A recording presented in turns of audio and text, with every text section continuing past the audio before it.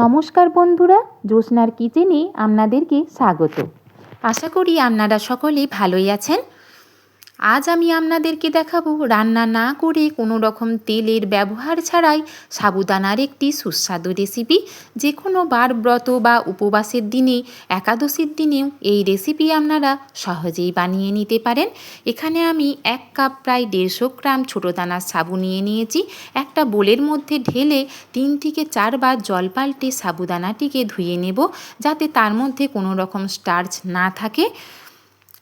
অল্প পরিমাণ জল দিয়ে সাবুদানাগুলিকে আমি 1 ঘন্টা ভিজিয়ে রাখবো। 1 ঘন্টা পরে আমি দেখব আমার সাবুদানাটি ভিজেছে কিনা।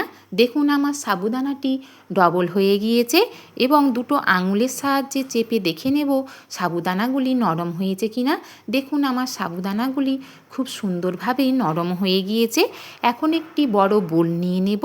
বোলের মধ্যে ভিজিয়ে রাখা সাবুদানাগুলি দিয়ে দেব। সাবুদানা দিয়ে দেওয়ার পরে দুটো কাঁঠালি কলা খোসা ছাড়িয়ে দিয়ে দেব। আপনারা কাঁঠালি কলার পরিবর্তে অন্য যে কোনো কলা ব্যবহার করতে পারেন, তবে কাঁঠালি কলা দিলে এই রেসিপি খেতে অত্যন্ত সুস্বাদু হয়। কাঁঠালি কলা দিয়ে দেওয়ার পরে 2 চামচ চিনি দিয়ে দেব। মিষ্টিটা আপনারা আপনাদের পছন্দ মতো বাড়িয়ে বা কমিয়ে নিতে পারেন। একটা নারকেলের অর্ধেক কুড়ে রেখেছিলাম, সেটা থেকে অর্ধেক পরিমাণ নারকেল কোড়া দিয়ে দেব।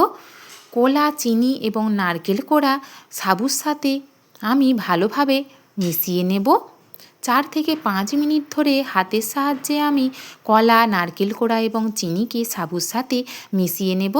যেই কাপের মাপ করে আমি সাবু নিয়েছিলাম, সেই কাপের 1 কাপ ফোটানো গরুর দুধ নিয়ে নেব।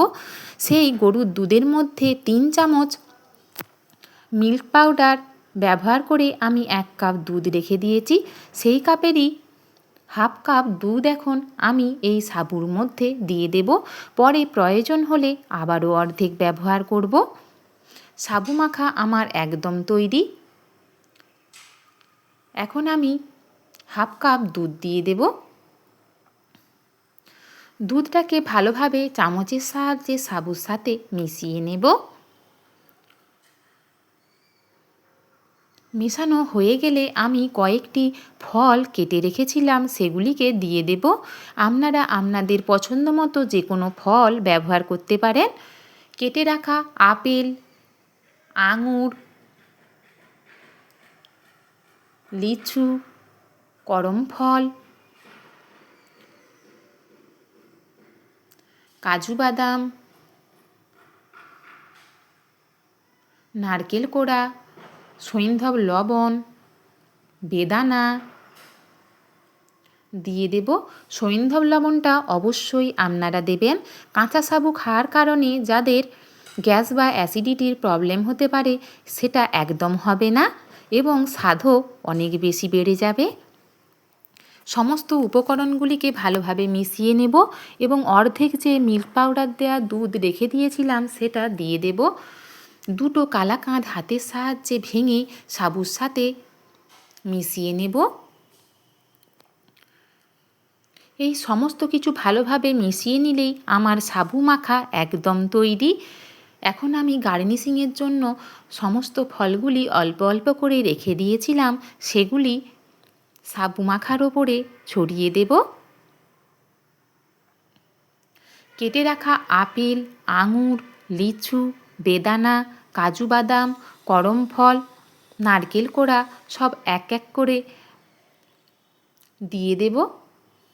এটা দেখতে যত সুন্দর হয়েছিল, খেতে তার থেকেও বেশি আরও সুন্দর হয়েছিল। আমি যেদিন এই সাবু মাখা বানিয়েছিলাম, তার পরের দিনও আবারও বানাতে হয়েছিল। এটা খেতে এত সুন্দর হয়েছিল। আপনারা আমার এই স্টেপগুলোকে ফলো করে বাড়িতে অবশ্যই একবার সাবু মাখা বানিয়ে খাবেন। যদি ভালো লাগে লাইক, কমেন্ট, শেয়ার করবেন। নিত্য নতুন রেসিপি পেতে আমার চ্যানেলটি সাবস্ক্রাইব করার অনুরোধ জানালাম। পাশে থাকা বেল আইকনটি প্রেস করবেন, যাতে সবার প্রথমে রেসিপিগুলি আপনাদের কাছে পৌঁছে যেতে পারে। সকলে ভালো থাকবেন, সুস্থ থাকবেন। আমার রেসিপি দেখার জন্য আপনাদেরকে অসংখ্য ধন্যবাদ।